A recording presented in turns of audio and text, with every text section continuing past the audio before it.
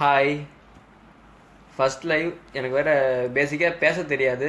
So நான் ஏதாவது தப்பாக பேசினாலோ இல்லை நான் பேசுகிறது சரியாக புரியல அப்படின்னாலோ தயவு செஞ்சு என்னை மன்னிச்சிடுங்க. என்ன மாதிரி சரியாக பேச தெரியாத பசங்க நிறைய பேர் தமிழ்நாட்டில் இருக்கிறோம். எங்களையும் பேச வைக்கிற அளவுக்கு தமிழ்நாட்டில் நிகழ்ச்சிகள் நடந்துட்டு இருக்குது. என்னப்பா அரசியலா அப்படின்னா தயவு செஞ்சு அது கிடையாது. இன்னைக்கு எந்த டிவி நியூஸ் சேனலை ஓப்பன் பண்ணாலுமே அந்த அரசியல் சாக்கடை தான் ஓடிட்டு இருக்குது. அதுலேயே குதிச்சு குளிச்சு நீச்சல் அடிச்சு உள்ள முங்கி மீனை பிடிச்சிட்டு வந்து அதை காய வச்சு கரோடாக்கி நமக்கே வாயில ஊட்டுறானுங்க. அந்த அளவுக்கு தான் நம்ம ஊர் மீடியாலாம் இருக்குது. ஏன் அரசியலை தவிர வேற எந்த ஒரு பிரச்சனையுமே நடக்கலையா தமிழ்நாட்டில்? அதை ஏன் எதுவும் டெலிகாஸ்ட் பண்ண மாட்டேன்றீங்க பெரிய அளவில்? இன்னைக்கு சிஎம் சீட்டுக்கு அடிச்சுக்கிற ஓபிஎஸும் சசிகலாவும் சும்மா கிடையாதுங்க. அவங்க வந்து அவங்களோட சொத்தை காப்பாற்றிக்கணும், அவரோட பதவியை காப்பாற்றிக்கணும்னு சொல்லி அடிச்சுக்கிறாங்க. அதில் ஒரு சுயநலம் இருக்குது, எந்த ஒரு பொதுநலமும் கிடையாது. நீங்கள் ஏன் அதையே காட்டிகிட்டு இருக்கிறீங்கன்னு எனக்கு ஒன்றும் புரியல. இது வந்து நம்ம கையிலையும் கிடையாது, ஆளுநர் கைக்கு போயிடுச்சு. அவர் ஏதோ ஒரு முடிவு பண்ணி வந்து அனுப்ப போகிறாரு. ஸோ யாரோ ஒருத்தவங்க சிஎம்மாக வர போகிறாங்க. அவங்க வந்து நல்ல ஆட்சி நடத்தலைன்னா அப்போ வந்து மீம்ஸ் கிரியேட் பண்ணலாம், அப்போ வீடியோ கிரியேட் பண்ணலாம், அப்போ வந்து அவங்களுக்கு எதிராக போராட்டம் பண்ணலாம். இப்போ வந்து அதை தயவு செஞ்சு அந்த அரசியலை ஒதுக்கி வச்சுட்டு 7 வயசு குழந்தை ஆசினின்னு சொல்லிட்டு அந்த பொண்ணை கெடுத்து சாவடிச்சு பெட்ரோல் ஊற்றி எரிச்சிருக்கிறான் ஒரு சைக்கோ நாய். அவனை பற்றின நியூஸ் பெரிய அளவில் எதுவுமே இல்லை, எந்த போராட்டமும் கிடையாது. அவனை வந்து சும்மா 7 வயது சிறுமியை கடத்தி கற்பழித்து கொன்ற சென்னை வாலிபன், முடிஞ்சு போச்சு. போலீஸ் வந்தாங்க, அவனை அரெஸ்ட் பண்ணாங்க, ஜெயிலில் போட்டாங்க. எந்த ஒரு போராட்டமும் கிடையாது. போதுமா அந்த தண்டனை? அவனுக்கு ஜெயிலில் போட்டால் போதுமா? ஒரு 20 வருஷம் தண்டனை கொடுத்துருக்காங்களாம், அது போதுமா? அவனுக்கு பத்தாதுங்க. அவன் கொலை பண்ணியிருக்கான், அவனையும் கொலை பண்ணணும்ல. ஏன் அந்த நியூஸை வந்து தொடர்ந்து டெலிகாஸ்ட் பண்ணி ஒரு பெரிய இஷ்யூவாக நீங்கள் காட்டல? அப்போ உங்களுக்கு வந்து நிறையா டிஆர்பி ரேட் ஏறுற அளவுக்கும் இல்லை பணம் கொடுக்குற அளவுக்கும் யாராவது இருந்தாங்கன்னா அந்த நியூஸை வந்து அடிக்கடி போட்டு காட்டிக்கிட்டே இருப்பீங்க. இவ்வளோ கேவலமான ஒரு மீடியா வந்து நம்ம தமிழ்நாட்டில் தான் இருக்குன்னு நினைக்கிறேன். இது காரணம் என்னன்னா, எல்லா அரசியல்வாதியோட சேனல் தான் நம்ம ஊரில் இருக்கிற மீடியாலாம். அதுதான் இதுக்கு இவ்வளோ கேவலமாக மீடியா போனதுக்கு காரணம் நம்ம ஊரில் இருக்கிற பொலிட்டிஷியன்ஸும் அவங்க கையில் இருக்கிற அந்த சேனல்ஸ் தான். ஸோ அடுத்ததாக போலீஸ். டேங்கப்பா சார், போலீஸ்கார் வணக்கம். போலீஸ்கார் அமைதியாக நடந்த போராட்டத்தை அப்படியே பயங்கரமாக கலைச்சிட்டீங்க, கலவரம் பண்ணி கலைச்சிட்டீங்க. அப்படியே ஏகப்பட்ட விஷயங்கள்லாம் பண்ணியிருந்தீங்க. அன்றைக்கி பார்த்தோம், நல்லா இருந்துச்சு. நல்லா கொளுத்தி விட்டீங்க, நல்லா கொழுந்து விட்டு எரிஞ்சுது. ஆட்டோவை கொளுத்துனது என்ன, குடிசையை கொளுத்துனது என்ன, அப்பாவை மக்களை அடித்து இழுத்துட்டு போனது என்ன. அமைதியாக நடந்த போராட்டத்தை கலவரம் பண்ணி கலைச்சது. இந்த பையன் கலவரம் பண்ணிவிட்டு அமைதியாக போய் வீட்டில் உட்காந்துருக்கிறான். அவனை அமைதியாக பாதுகாப்போடு கூட்டின்னு வந்துருக்கிறீங்க போலீஸ் ஸ்டேஷனுக்கு. புரிஞ்சுது. ஏன்னா எனத்தோட தான் சேரும். நீங்களும் கொளுத்திருக்கிறீங்க, அவனும் கொளுத்திருக்கிறான். அதான் ஒரு அடி கூட அடிக்காமல் அப்படியே அழைக்கா தூக்கிட்டு வந்துருக்கீங்க பையனை ஸ்டேஷனுக்கு.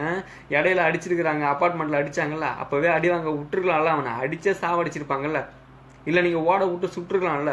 தப்பிச்சான் சுட்டுட்டோம் அப்படின்னு கதையை முடிச்சிருக்கலாம்ல. உங்களுக்கு தெரியாதா? நான் சொல்லிக் கொடுக்கணுமா என்ன சார் நீங்கள் ராம்குமார் கதை?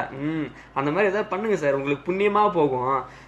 அந்த பையனெல்லாம் உயிரோட விட்டு வைக்காதுங்க. தயவு செஞ்சு நீங்களே சாவடிச்சிருங்க. ஏதாவது ஒரு காரணம் காட்டி தற்கொலை பண்ணிக்கிட்டான்னு சொல்லிவிடுங்க, நல்லாயிருக்கும், புண்ணியமாக போகும் உங்களுக்கு. இந்த மாதர் சங்கம், அடேங்க அப்பா, மாதர் சங்கத்தில் இருக்க தங்க தாரைகளா எங்கே போனீங்கன்னே தெரியல. நீங்களாம் உங்களெல்லாம் வலை வீசி தெரிஞ்சுக்கிறோம். கடைசியாக உங்களை எப்போ பார்த்தது?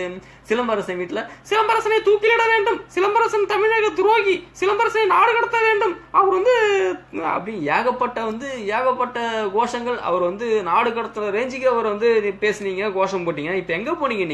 நீங்கள் சிலம்பரசனுக்கு எதிராக குரல் கொடுத்தீங்க பாருங்க. அதுக்கப்புறம் தமிழ்நாட்டில் எந்த ஒரு பிரச்சனையுமே இல்லை தெரியுமா? பொண்ணுங்களாம் அப்படியே சேஃப்டியாக போய் சேஃப்டியாக வராங்க. அவங்களுக்கு எந்த ஒரு பொண்ணும் ரேப் பண்ணப்படலை, எந்த ஒரு பொண்ணும் ரேக்கிங் பண்ணப்படலை. அவ்வளோ சேஃப்டியாக இருக்குது நீங்கள் குரல் கொடுத்ததுக்கப்புறம். அப்படியே மாதர் சங்கத்தை பார்த்து காரி துப்பணும் போல இருக்குது. எங்கே தான் இருக்கிறீங்க? நாக்கப்படிங்கன்னு தொங்கி செத்துட்டீங்களா எங்கேயாவது? இல்லை உயிரோட தான் இருக்கீங்களா? அப்படி சப்போஸ் உயிரோட இருந்தீங்க எங்கேயாவது தூங்கி நிற்கிறீங்கன்னா ஏஞ்சி வெளில வந்து பாருங்கள் நாட்டில் என்ன நடக்குதுன்னு சொல்லிட்டு. 7 வயசு பொண்ணு, உங்கள் வீட்டு பொண்ணு அந்த மாதிரி பண்ணியிருந்தா சும்மா இருப்பீங்களா? இந்நேரம் வரிஞ்சு கட்டு வந்திருக்க மாட்டீங்க. தயவு செஞ்சு வாங்க, வெளில வந்து போராடுங்க, இதை பற்றி பேசுங்க. நிறைய ஆர்ஜிஎஸ் இருக்கிறீங்க, நிறைய விஜிஎஸ் இருக்கிறீங்க, அவங்களோட பேஜ் ஏகப்பட்டது இருக்குது. உங்களை ஆயிரக்கணக்கானோர் ஃபாலோ பண்ணிட்டு இருக்கிறாங்க. தயவு செஞ்சு நீங்கள் உங்கள் பேஜில் இது அவேர்னஸ் கிரியேட் பண்ணுற மாதிரி ஏதாவது ஒரு வீடியோ போடுங்க.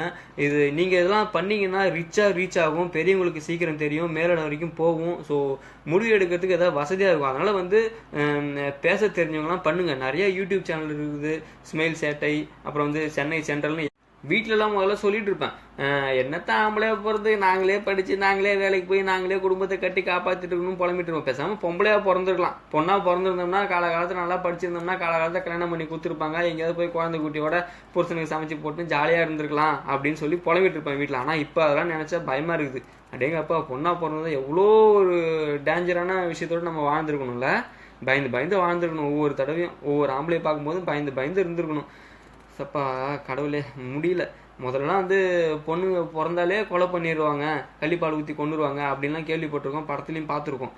அது திரும்பவும் ஆரம்பிச்சிருவாங்களாட்டிருக்கு. முதல்லன்னா கல்யாணம், கச்சேரி, சீமந்தம், சீர்வரிசை இதனால வந்து செலவு பண்ண முடியாதுன்னு சொல்லி கொலை பண்ணி தான் நம்ம கேள்விப்பட்டிருக்கோம். அந்த மாதிரி தான் படத்துலையும் பார்த்துருக்கோம். ஆனால் இப்போலாம் வந்து பொண்ணா பிறந்தா எவங்கிட்ட மாட்டுமோ, எவன் எப்படி கொல்லணும்னு தெரியல அப்படின்னு சொல்லி அந்த பயத்திலே சாவடிச்சவங்களாட்டிருக்கு பெற்றவங்களே. அந்த அளவுக்கு பண்ணி வச்சிருக்கீங்களா டேய் எல்லா வேலையும். கொஞ்ச நாள் தான் ஆகுது. சென்னை பசங்கள்லாம் வந்து தமிழ்நாட்டு பசங்கள்லாம் வந்து ரொம்ப கண்ணியமான பசங்க, மெரினாவில் அவ்வளோ கண்ணியமாக நடத்துக்கிட்டாங்க அப்படின்னு சொல்லி நல்ல பேர்லாம் எடுத்தோம். எல்லாத்தையும் பெட்ரோல் ஊற்றி கொளுத்திட்டல.